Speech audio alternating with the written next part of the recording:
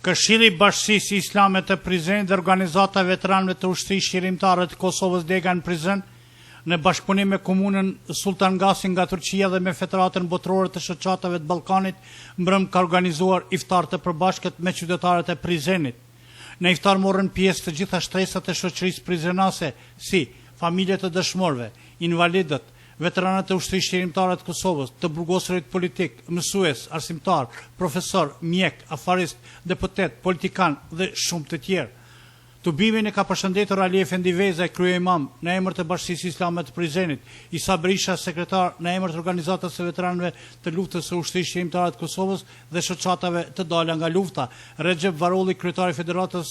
Botërore të Shoqatave të Ballkanit, bashkë me Gjahid Altunaj, kryetari i komunës Sultan Gasi, i cili tha se ka pasur shumë dëshirë që të organizojë një iftar të përbashkët me vëllezërit në Kosovë. Ramazan ayı öyle bir ay ki belki bize dostlukları, kardeşlikleri, sevgileri hatırlatıyor. Me këtë rast sekretari i Këshillit të Bashkisë Islame Orhan Bislimaj lidhur me këtë iftar ka theksuar. Me financim të komunës Sultan Gazi, të kryetarit të komunës Sultan Gazi nga Republika e Turqisë dhe kryesisht në bashkëpunim me Këshillin e Bashkisë Islame të Prizrenit dhe me organizatat e veteranëve e shoqatave të dalën nga lufta, pra me organizatën e veteranëve të luftarëve të Ushtrisë Shqiptare të Kosovës, e kemi organizuar këtë iftar të përbashkët me qytetarët e Prizrenit, me shtresat e ndryshme të qytetit të Prizrenit, komunës e Prizrenit, me